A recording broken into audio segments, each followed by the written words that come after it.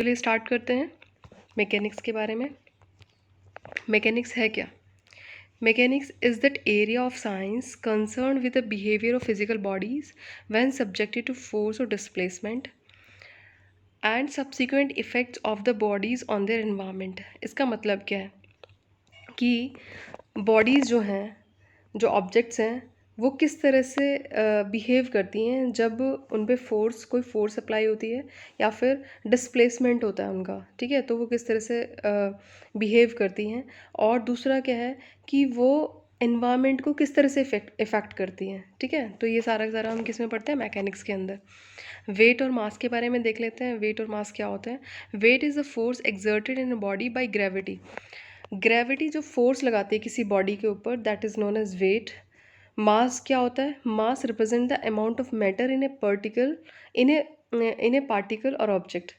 मास क्या रिप्रेजेंट करता है कि मैटर कितना है उस पार्टिकल में या फिर किसी ऑब्जेक्ट में मैटर कितना है, that is the mass. The mass of matter is constant at every place. आप यूनिवर्स में कहीं पे भी चले जाओ, मास जो है कांस्टेंट रहेगा, नॉट ओनली ऑन अर्थ, ठीक है। लेकिन वेट जो है वो घटता बढ़ता रहता है क्योंकि वो ग्रेविटेशन फोर्स जो होती है, जो ग्रेविटी होती है, उसके अकॉर्डिंग वेरी करता है। It is denoted by M. M mass जो है उसे हम स्मॉल एम से डिनोट करते हैं। चलिए इनका डिफरेंस देख लेते हैं। Difference between weight and mass क्या होता है? वेट क्या होता है? जैसे अभी बताया आपको, ग्रेविटेशन फोर्स ऑफ अर्थ जो है वो ग्रेविटी के रेस्पेक्ट में मेजर होता है। मास जो होता है a measurement of the amount of matter something contains. मैटर कितना है पर्टिकुलर ऑब्जेक्ट के अंदर, मैटर कितना है, ठीक है। तो that is the mass.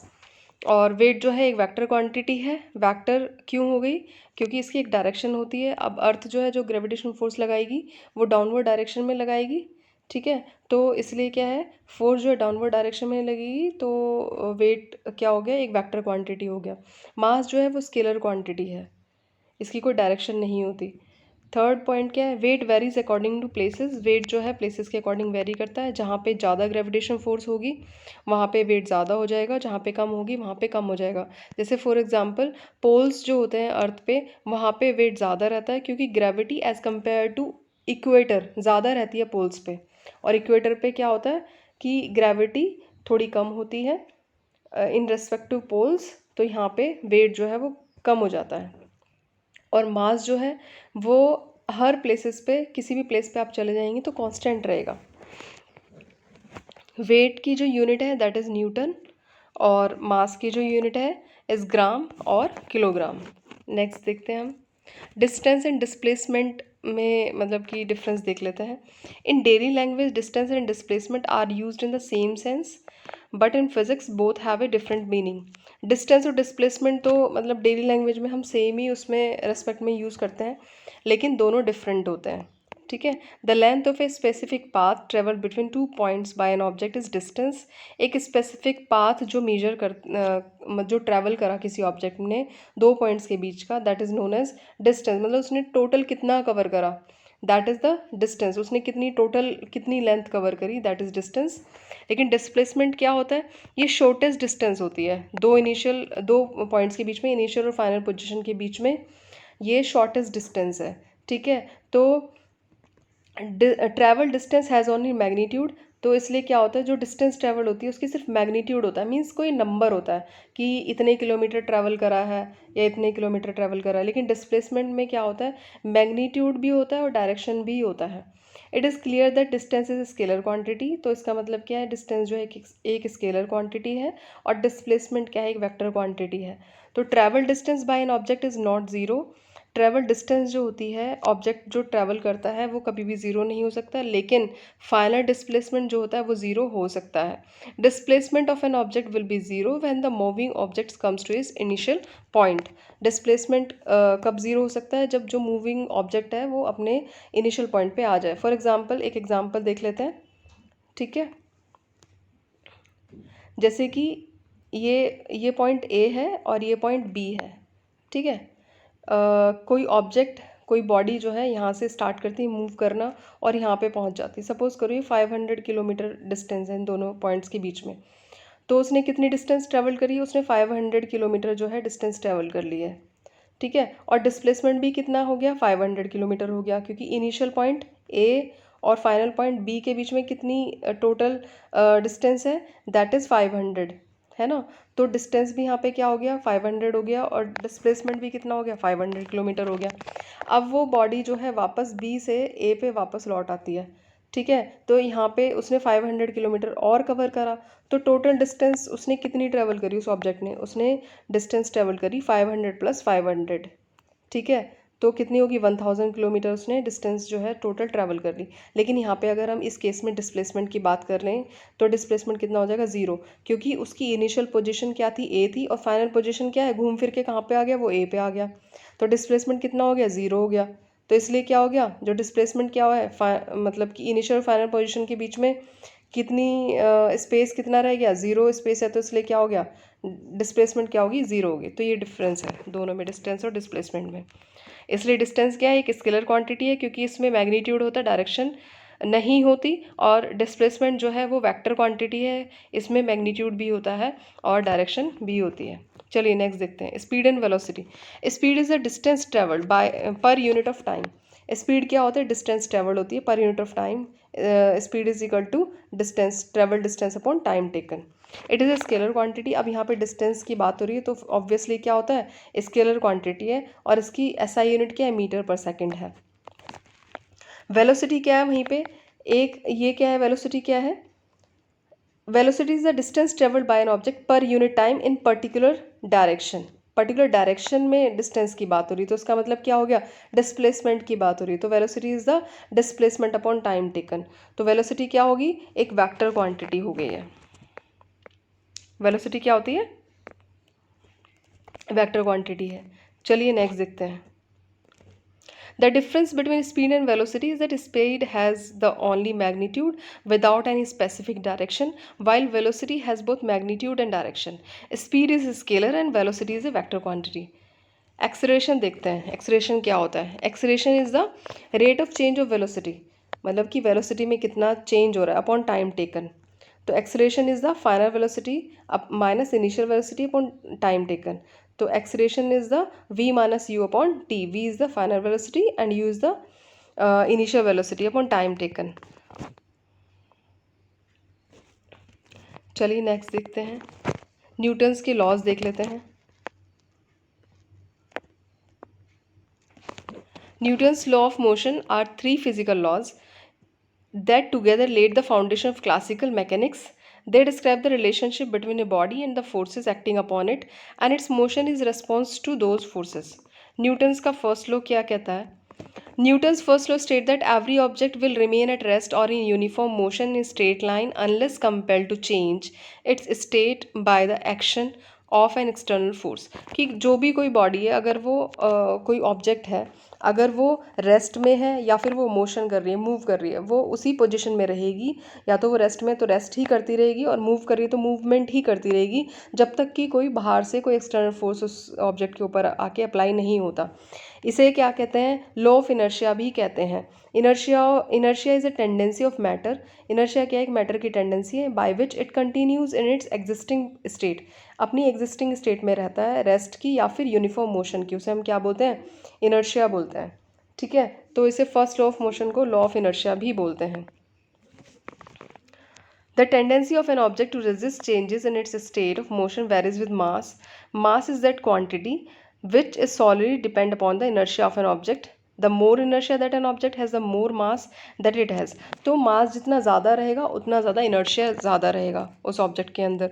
The light object has less inertia. इसलिए क्या है, जो हल्की ऑब्जेक्ट्स रहेंगी उनका इनर्शिया जो है कम रहेगा, और जो भारी ऑब्जेक्ट्स रहेंगी उनका इनर्शिया जो है ज़्यादा रहता है। देन हम आते हैं Newton second law of motion पे। ये क्या कहता है, एक्सेलरेशन के ऊपर डिपेंड है। The second law states that the acceleration of an object depends upon two variables. Acceleration जो है किसी भी ऑब्जेक्ट की, वो दो वेरिएबल्स के ऊपर डिपेंड करती है। कौन सा, the net force acting upon the object and the mass of the object, कि उस ऑब्जेक्ट के ऊपर फोर्स कितनी लग रही है और उसका मास कितना है। ठीक है, तो acceleration is equal to force upon mass, और फोर्स इज इक्वल टू क्या हो जाएगा, force is equal to mass into acceleration. ठीक है, तो ये क्या कहता है, ये लॉ सेकंड लॉ ऑफ कहता है, सेकंड लॉ है न्यूटन्स का। इसमें क्या आता है, फोर्स भी आता है और मास भी आता है।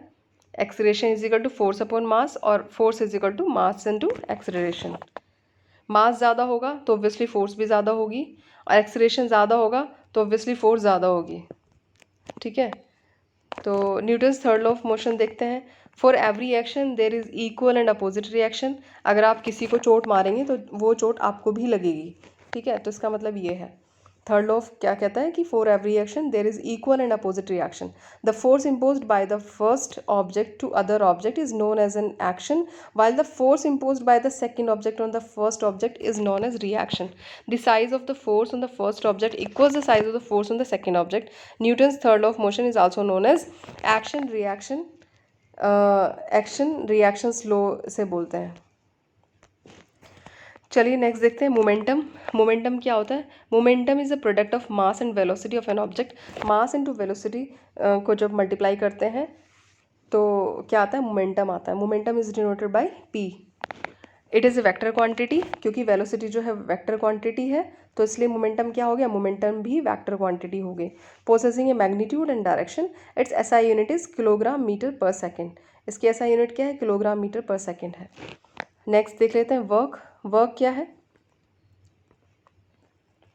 If force is said to do work if when acting there is a displacement. तो यहाँ पे वर्क के केस में क्या आ रहा है? डिस्प्लेसमेंट वर्ड यूज़ हो रहा है। तो अगर कोई ऑब्जेक्ट डिस्प्लेसमेंट शो करती है, डिस्प्लेस हो जाती है, ठीक है, फोर्स जब कोई किसी ऑब्जेक्ट पे फोर्स लगता है और वो डिस्प्लेसमेंट शो करती है, तो उसे क्या कहते हैं कि कोई वर्क जो है वो हुआ है, वहाँ पे उस ऑब्जेक्ट पे कोई वर्क हुआ है। इसलिए क्या होता है, जब हम किसी दीवार को पुश करते हैं तो उसमें उस केस में क्या है? डिस्प्लेसमेंट नहीं होता। ठीक है, डिस्प्लेसमेंट नहीं होता, इसलिए क्या होता है? वर्क डन ज़ीरो हो जाता है। अगर डिस्प्लेसमेंट नहीं है तो फिर वर्क जो है ज़ीरो है। वर्क इज इक्वल टू क्या है? Work is equal to force into displacement होता है। W is equal to F into S, where W is the work, F is the force, S is the displacement. If the force is not in direction of displacement forming theta angle with it then work done। अगर force जो है वो displacement की direction में नहीं है और theta angle form कर रही है, जैसे कि इस केस में है,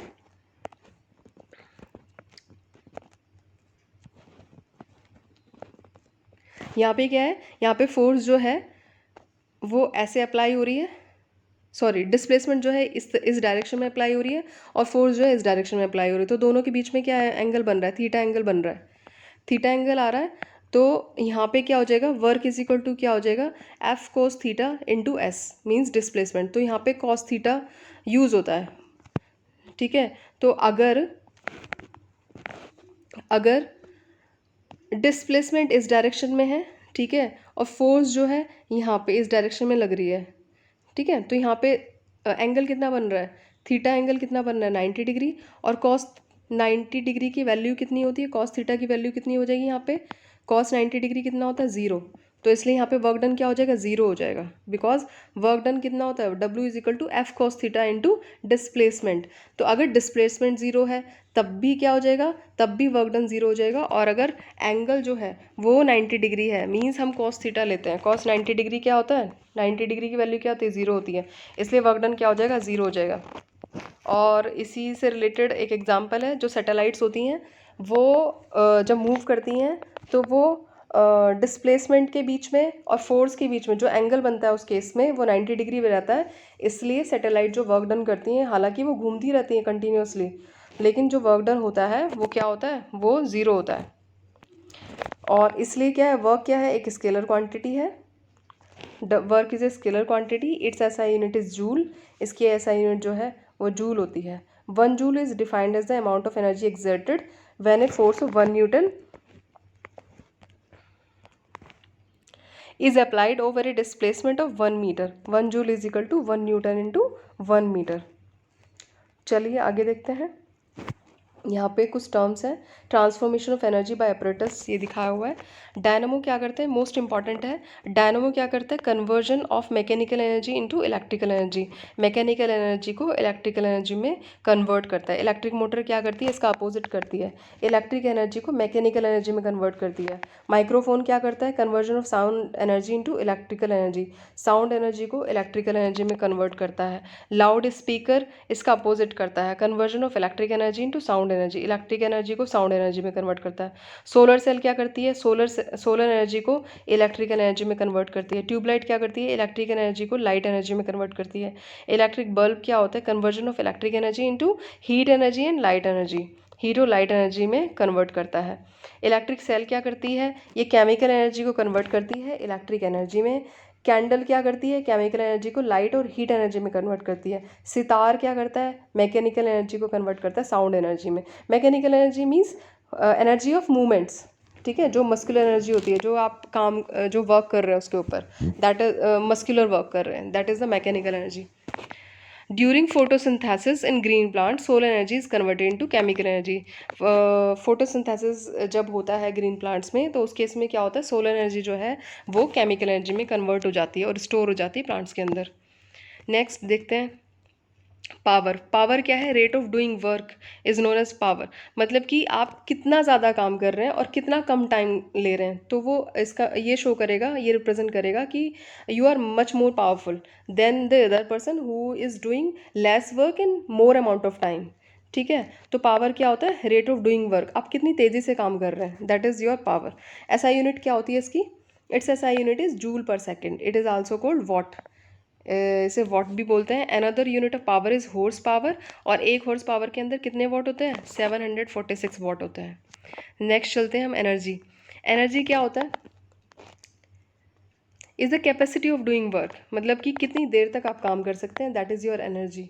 और इसकी भी ऐसा यूनिट क्या होती है, जूल होती है। मैकेनिकल एनर्जी क्या होती है, mechanical energy is the sum of kinetic and potential energy,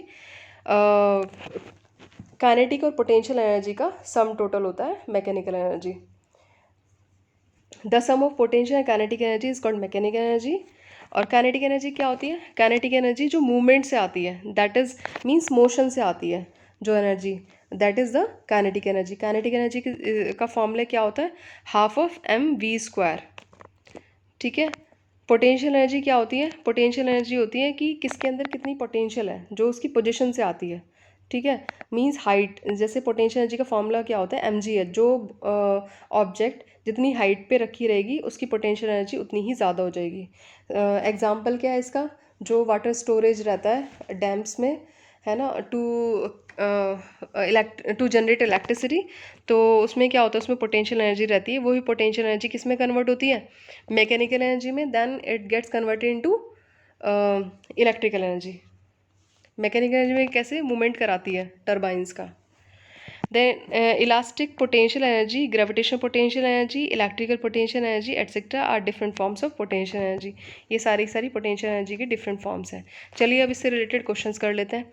which of the following is not a vector quantity, इनमें से वेक्टर क्वांटिटी कौन सा नहीं है, डिस्प्लेसमेंट, वेलोसिटी, वॉल्यूम और फोर्स। तो ऑब्वियसली डिस्प्लेसमेंट भी है, वेलोसिटी भी है, फोर्स भी है, वेक्टर क्वांटिटी, क्योंकि फोर्स की भी डायरेक्शन होती है, लेकिन किसकी डायरेक्शन नहीं है, वॉल्यूम की डायरेक्शन नहीं होती, तो इसलिए volume is not a vector quantity. Answer क्या हो जाएगा, option D. Next question, which of the following is a vector quantity, इसमें से कौन सी वेक्टर क्वांटिटी है, टाइम, स्पीड, डिस्प्लेसमेंट और डिस्टेंस। आंसर क्या हो जाएगा, displacement, option C vector quantity है displacement. Next question, which one of the following is a vector quantity, इसमें से कौन सी वेक्टर क्वांटिटी है, मोमेंटम, प्रेशर, एनर्जी, वर्क। तो वेक्टर क्वांटिटी कौन सी हो जाएगी, option A momentum. Momentum is the vector quantity, क्योंकि मोमेंटम क्या होता है, मास इनटू वेलोसिटी होता है। मोमेंटम इज इक्वल टू क्या होता है, मास इनटू वेलोसिटी, और वेलोसिटी क्या है, वेक्टर क्वांटिटी है, तो मोमेंटम भी क्या हो जाएगा, वेक्टर क्वांटिटी हो जाएगा। Next question, which physical quantity is represented by the ratio of momentum and velocity of body. Velocity, ratio of momentum, velocity, कौन सी क्वांटिटी जो है इसमें से कौन सी फिजिकल क्वांटिटी रिप्रेजेंट करती है। ऑप्शन ए है velocity, B acceleration, C mass and D is force. तो मोमेंटम क्या होता है? Momentum is equal to mass into velocity हो जाएगा, ठीक है। तो मास इज इक्वल टू क्या हो गया? Momentum upon velocity. तो आंसर क्या हो जाएगा हमारा? मास आ जाएगा। Right answer will be option C. Next question,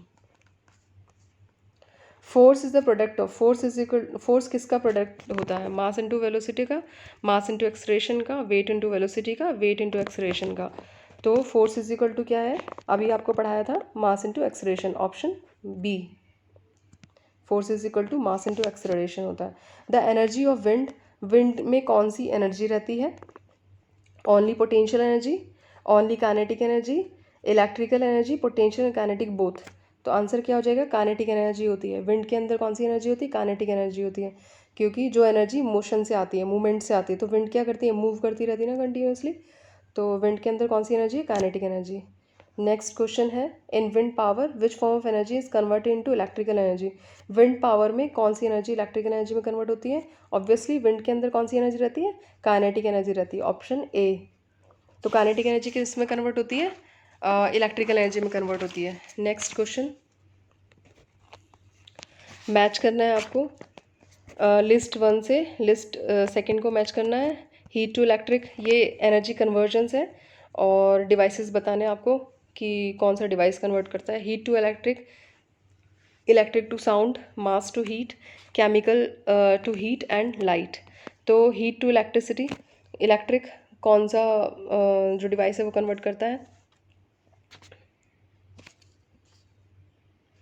heat to electric तो सोलर सेल करती हैं, ठीक है। तो इसका क्या आ जाएगा? ए का क्या आ जाएगा? 4 आ जाएगा।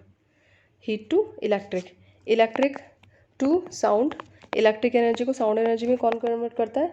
लाउड स्पीकर कन्वर्ट करता है। तो इसका क्या हो जाएगा? बी का 3 हो जाएगा। मास टू हीट, मास को हीट में कौन कन्वर्ट करता है? न्यूक्लियर रिएक्टर में जितना ज़्यादा न्यूक्लियर फ्यूल होगा उतनी ज़्यादा एनर्जी क्रिएट होगी। Chemical to heat and light, chemical energy को हीट और लाइट में कौन कन्वर्ट करता है? फ्यूल कंबशन, ठीक है। तो ए का क्या हो जाएगा? ए का 4 है, बी का 3 है, सी का 2 हो जाएगा, डी का 5 हो जाएगा।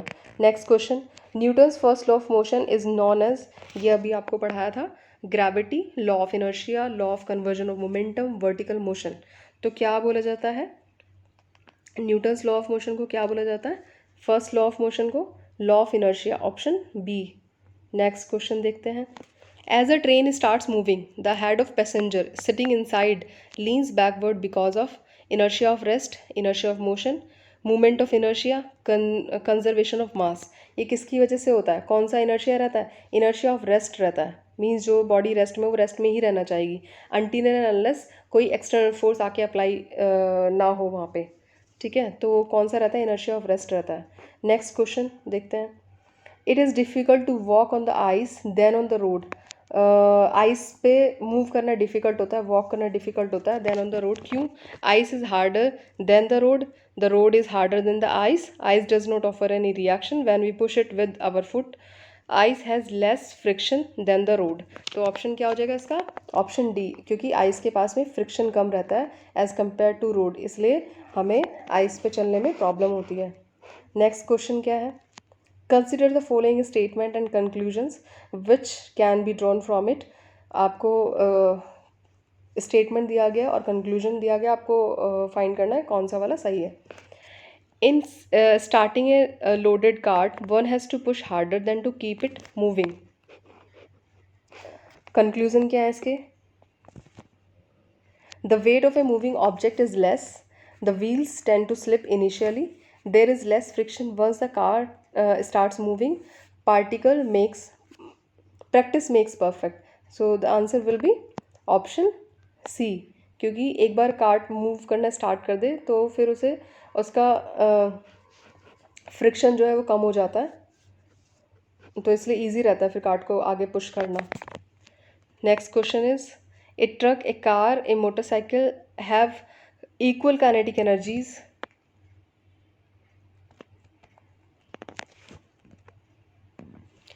Equal kinetic energies. If equal stopping forces are applied and they stop after traveling a distance x, y and z respectively, then इसमें से कौन सा जो ऑप्शन है वो सही होगा? Option C will be right. X is equal to Y is equal to Z. वो कह रहा है कि एक ट्रक है, एक कार है, एक मोटरसाइकिल है, उनमें इक्वल काइनेटिक एनर्जी है और कोई एक फोर्स अप्लाई हो रही है जो उन्हें स्टॉप करती है, तो और वो कुछ डिस्टेंस पे जाके रुकती हैं. कौन कौन सी डिस्टेंस है? एक्स, वाई और जेड है. तो आपको ये बताना है कि एक्स, वाई और जेड में क्या कंपैरिजन होगा. तो क्या होगा? X is equal to Y is equal to Z होगा. मतलब सारी की सारी जो है सेम डिस्टेंस पे जाके ही रुकेंगी. Option C will be the right answer. Next question करते हैं. The ratio of kinetic energy of two bodies of same mass is 4:9.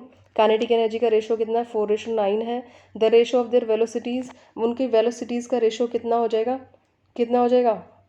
4:9 हो जाएगा, 2:3 हो जाएगा, 16:81 और ऑप्शन डी √2:√3. क्या हो जाएगा इसका right answer? Will be option B 2:3. क्योंकि काइनेटिक एनर्जी क्या होती है? Kinetic energy is equal to होता है half of mv². Half of mv². ठीक है. तो इसमें से इन दोनों को कंपेयर करेंगे जब, तो क्या आ रहा है? 4:9 आ रहा है दोनों काइनेटिक एनर्जी का. तो आपको बताना है उनका सेम मास है, मास सेम है. ठीक है. इससे कैंसिल आउट हो जाएगा तो आप इसे सॉल्व करेंगे, आंसर क्या आ जाएगा? वेलोसिटी कितनी आ जाएगी दोनों की? 2:3 आ जाएगी. Next question. Cycle and cars used ball bearing. Ball bearing use होते हैं साइकिल और कार्स में. क्यों यूज़ होते हैं? ताकि जो इफ़ेक्टिव एरिया है कॉन्टैक्ट का व्हील्स और एक्सल के बीच में वो रिड्यूस हो सके. So the right answer will be option C. Next question देखते हैं. An oil tanker is partially filled with oil and moves forward on a level road with uniform acceleration. The free surface of oil then, जो free surface होगा oil की, क्या होगा? Is incline to the horizontal with larger depth at the rear end. Option क्या हो जाएगा इसका? Right answer will be option C. Next question देखते हैं. What is correct equation for finding the acceleration. Acceleration find करने के लिए कौन सी करेक्ट इक्वेशन है? एक्सेलरेशन क्या होता है? Change in velocity upon time taken. So the right option will be A is equal to v-u/t. अभी मैंने पढ़ाया भी था. Option A will be correct. Next question देखते हैं. The working principle of washing machine. Washing machine का working principle कौन सा होता है? सेंट्रीफ्यूगेशन, डायलिसिस, रिवर्स ऑस्मोसिस और डिफ्यूजन. क्या होता है? सेंट्रीफ्यूगेशन. सेंट्रीफ्यूगेशन होता है. वह जो वॉशिंग मशीन है वो सेंट्रीफ्यूगेशन मेथड पे वर्क करती है. नेक्स्ट क्वेश्चन देखते हैं. The separation of cream from milk by churning is due to. जो क्रीम जो है मिल्क से जो चर्न करके अलग होती है उसमें कौन सी फोर्स लगती है? Gravitation force, cohesive force, centrifugal force और नन ऑफ द अबव. कौन सी फोर्स लग रही है? सेंट्रीफ्यूगल फोर्स लगती है. Option C will be the right answer. Next question देखते हैं. ठीक है फ्रेंड्स, यहाँ पे ये चैप्टर ख़त्म होता है और इसके सारे क्वेश्चंस कंप्लीट होते हैं. और अगर आपको कोई भी डाउट है तो you can ask from us in comment section. और अगर आपको ये वीडियो अच्छी लगे तो प्लीज़ लाइक करें, इसे शेयर करें, ज़्यादा से ज़्यादा लोगों तक पहुँचाएँ और हमारे चैनल को सब्सक्राइब करें. हम फिर नेक्स्ट वीडियो के साथ मिलते हैं, नेक्स्ट चैप्टर के साथ. Till then take care and goodbye. Have a nice day.